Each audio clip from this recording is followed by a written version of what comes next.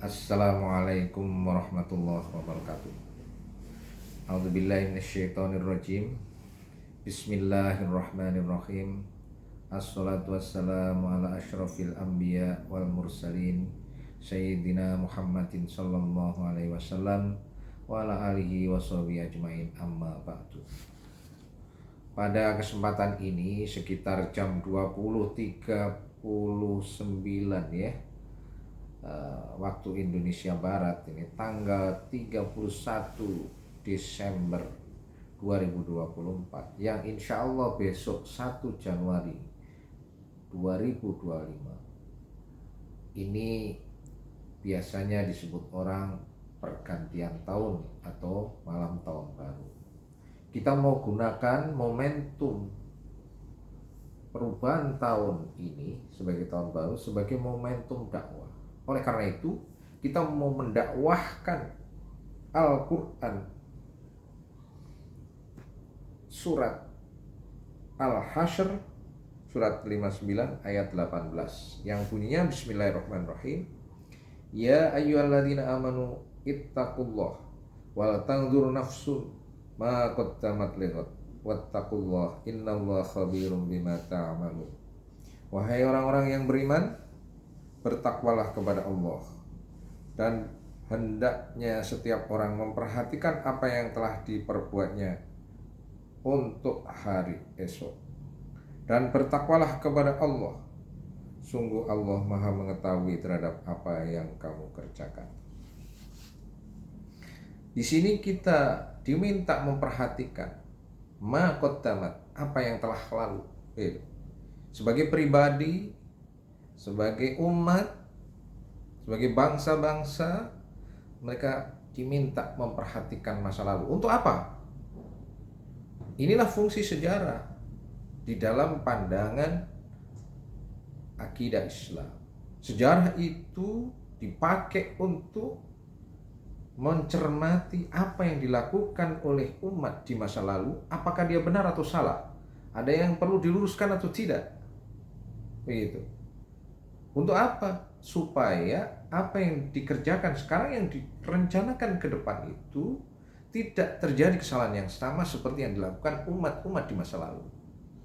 Itulah karena itu wal tanzur nafsum ma qaddamat lighad. Sebagai pribadi juga begitu, gitu.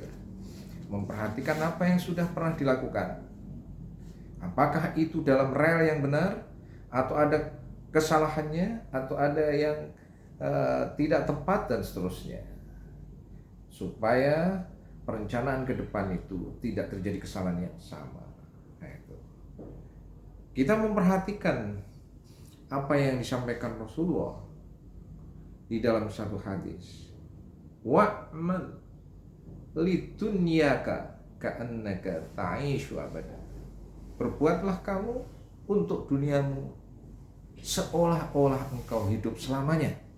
Hidup selamanya, merencanakan itu, merencanakan dunia hidup selamanya, bukan 1000 tahun, enggak. Malah Rasulullah mengajarkan ka'annaka ta'ishu abada, seolah-olah engkau hidup selamanya. Tapi wa'mal li akhiratika ka'annaka tamutu ghadan. Tetapi berbuatlah untuk akhiratmu seolah-olah engkau akan mati besok pagi. Ini tidak berarti bahwa satu orang dua kepala, sehingga ada kepala yang memikirkan dunia, ada kepala yang memikirkan akhirat. Tidak demikian, gitu. Ini artinya setiap perencanaan perbuatan, baik dilakukan oleh seseorang atau umat atau bangsa-bangsa, mesti dapat dipertanggungjawabkan dunia dan akhirat. Ini bukan pemikiran pragmatis, tapi ini adalah pemikiran yang membawa konsekuensi ruang dunia dan ruang akhirat untuk satu nilai perbuatan, begitu. Dengan demikian, satu perbuatan itu dapat dipertanggungjawabkan di hadapan Allah di dunia dan di akhirat, gitu. Di dunia itu rahmat Allah, semua dikasih sama Allah. Wa rahmati wasi'at kulla syai'. Rahmatku semua bagi semua, tidak dipilah-pilah. Mau orang benar, orang tidak benar, orang beriman, orang kafir, dikasih semua. di dunia itu. Manusia bukan manusia dikasih semua. Wa rahmati wasi'at kulla syai'. Gitu. Tetapi di akhirat orang beriman yang akan dimasukkan surga oleh Allah. Karena rahmat Allah di akhirat itu khusus untuk orang beriman. Kalau rahmat Allah di dunia itu untuk semuanya. Karena dunia ini memang sebagai ujian gitu. Yang Allah katakan di Al-Quran, liyabluwakum ayyukum ahsanu amala. Gitu. Untuk menguji kalian siapa yang terbaik perbuatannya. Kembali lagi tadi bahwa apa artinya kalau perbuatan itu dapat dipertanggungjawabkan dunia dan akhirat, tidak pragmatis. Itu artinya adalah misalnya, ambil contoh yang sederhana, makan misalnya. Makan hari ini, hari esok, hari depan dan seterusnya harus mempunyai orientasi karena perintah Allah dan larangan Allah.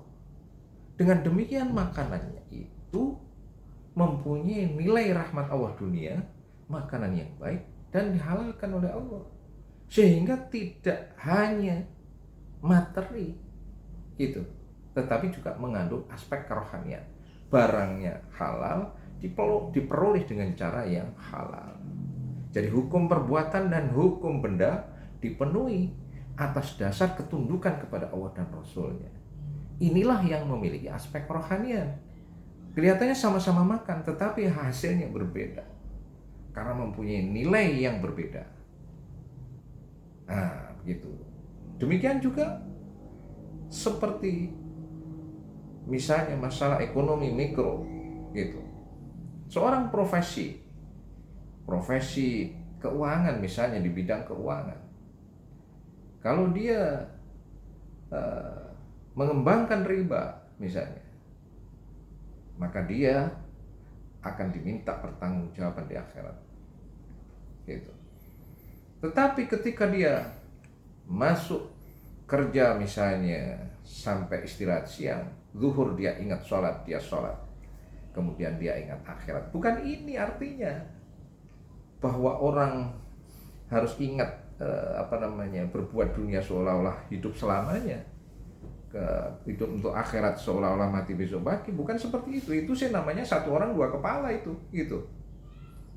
Pragmatisme itu gitu. Seolah-olah ada dua, dipisahkan dunia dan akhirat. Agama itu untuk di dunia, bukan untuk di akhirat gitu. Di akhirat itu nanti hasilnya gitu. Jadi agama itu berlaku di dunia dan di akhirat. Di dunia sebagai ujiannya, di akhirat sebagai hasilnya. Jadi tidak benar kalau kemudian ayat ini dipahami sebagai pragmatisme. Sekarang nanti dunia. Tidak begitu. Tetapi semuanya harus bisa dipertanggungjawabkan di hadapan Allah gitu. Bahwa perbuatan itu memang dihasilkan sebagai rahmat Allah yang diridhoi Allah. Rahmat Allah dan ridha Allah itu berbeda. Itu. Kalau rahmat Allah, wa rahmati wasi'at kulla syai', di dunia Allah itu Ar-Rahman gitu. Semua orang dikasih gitu. Tidak peduli orang baik, orang buruk, orang kafir, orang beriman, semua bahkan di luar manusia.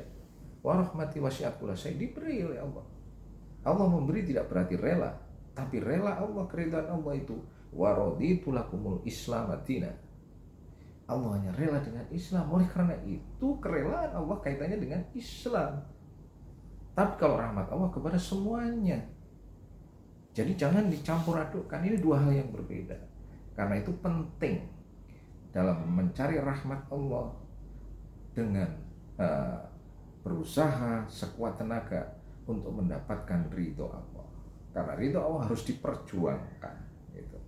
Itulah kalau kita mengacu kepada acuan pesan Rasulullah bahwa taraktu fikum amroini lan tadillu ma tamassaktum bihima kitabillah wa sunnati Rasulullah.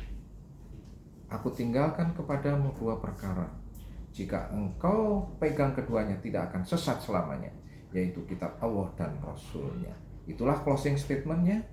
Mudah-mudahan kita dirahmati Allah dan diridhoi oleh Allah.